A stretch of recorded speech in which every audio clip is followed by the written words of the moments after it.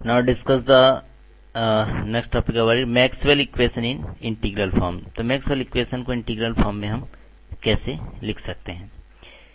The four Maxwell equation of electromagnetic field theory in different form में be represented by. तो Maxwell इक्वेशन हमारे पास है जैसे कि del cross E is equal to होता है minus del B upon del T. ठीक है, एच के फॉर्म में लिखेंगे तो होता है del cross H is equal to होता है J del D upon del T. Del dot D displacement के रूप में लिखेंगे तो वो रो के बराबर होता है equation number first, equation number second, equation number third and equation number fourth. Del dot B is equal to होता है 0। तो ये चार इक्वेशन है हमारी मैक्सवेल की। तो these equation can be transform into integral form.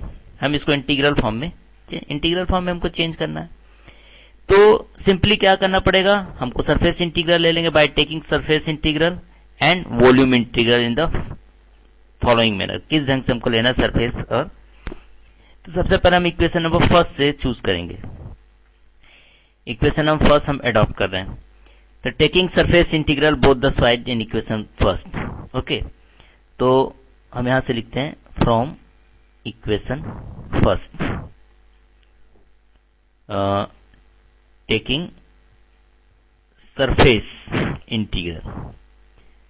Integral ले रहे हैं। ओके, पहले वाले केस के लिए। तो पहले वाले केस में सरफेस इंटीग्रल दिया तो कितना जाएगा, डेल क्रॉस ई ये दिया हुआ है आपका given into D S. Okay, दोनों तरफ सरफेस इंटीग्रल लिए, माइनस दिया है सरफेस इंटीग्रल कितना है del B upon del T dot T S.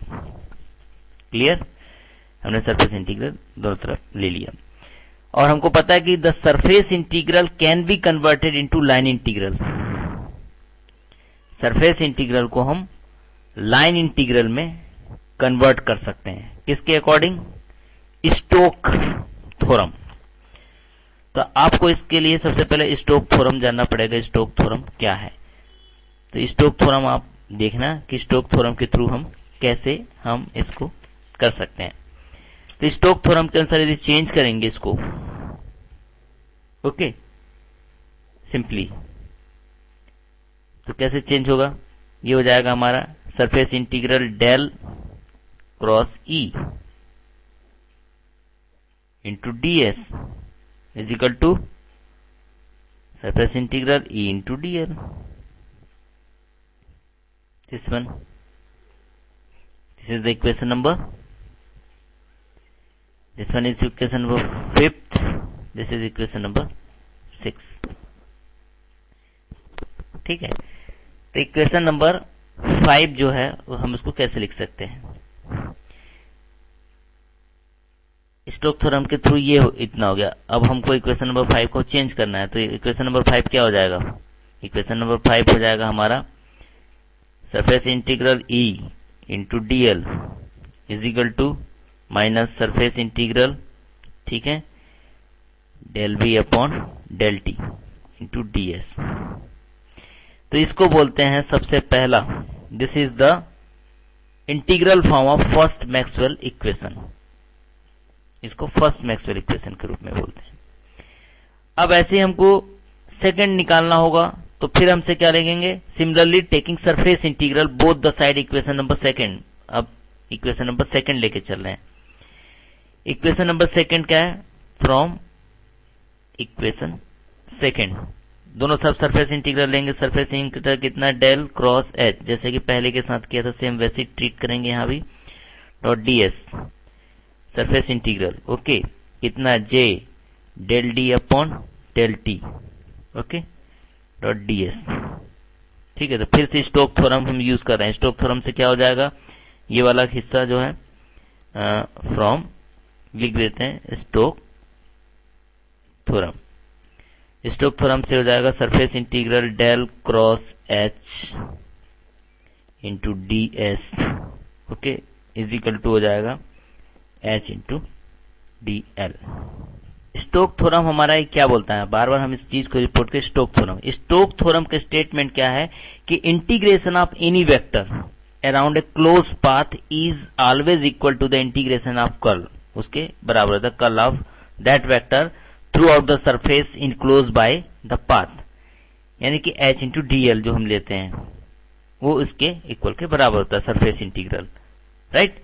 तो ईच जो है हमारे एरिया है डेल्टा एस वो टुवर्ड्स जीरो के बराबर होते हैं। एम्पियर सर्कुलर लॉ के अनुसार देखें the current enclose by the close surface is surface integral h into D L is equal to I represent करते हैं। तो उसी के स्टोक थ्योरम से हम यहाँ पे इस इक्वेशन को एक्सटेंड कर रहे हैं। तो इक्वेशन जो हमने लिया था इक्वेशन नंबर 6 हुआ था, then this is equation number 7, okay, and this one is equation number 8 and this one equation number 9। So therefore equation 9 अब क्या हो जाएगा चेंज होके, सॉरी इक्वेशन नंबर 8 को हम चेंज करेंगे तो कितना हो जाएगा surface integral h into D L, ये कन्वर्ट होके कितना हो गया surface integral j D del D upon del T into D S. तो this is the integral form of second Maxwell equation. ये सेकेंड मैक्सवेल इक्वेशन हो गया आपका इक्वेशन नंबर 10। इसी ढंग से हम अगेन हम क्या कहते हैं, अब हम वॉल्यूम इंटीग्रल लेंगे इक्वेशन नंबर 3 का, वॉल्यूम इंटीग्रल करें दी फ्रॉम इक्वेशन 3। अब वॉल्यूम इंटीग्रल करके देखते हैं, वॉल्यूम इंटीग्रल करें देखें क्या आता है, कितना volume integral del dot D, ठीक है, dv is equal to v rho dv। The volume integral can be transform into surface integral with the help of Gauss divergence theorem. तो गॉस डाइवर्जेंस थ्योरम के through हम इसको वापस इसको किसमें surface integral के रूप में हम कर सकते हैं। तो इसके पहले आपको जानना पड़ेगा कि गॉस डाइवर्जेंस थ्योरम क्या है। तो 1 बाय 1 इसको आपको पहले देखना होगा कि डाइवर्जेंस थ्योरम क्या बोलता था।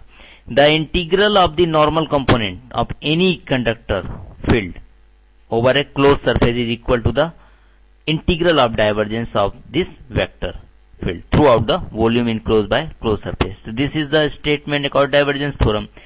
तो उसके अकॉर्डिंग हमको चेंज करना पड़ेगा। तो यही इक्वेशन क्या हो जाएगा v del dot D, okay, dv, ये चेंज होके जब होगा तो कितना होगा सरफेस के रूप में चेंज करना हमको, तो ये हो जाएगा d डॉट डी एस। तो इक्वेशन जो हमारा है 11 इक्वेशन, वो इक्वेशन चेंज हो जाएगा। तब इक्वेशन क्या हो जाएगा surface integral d dot D S is equal to volume integral rho dv।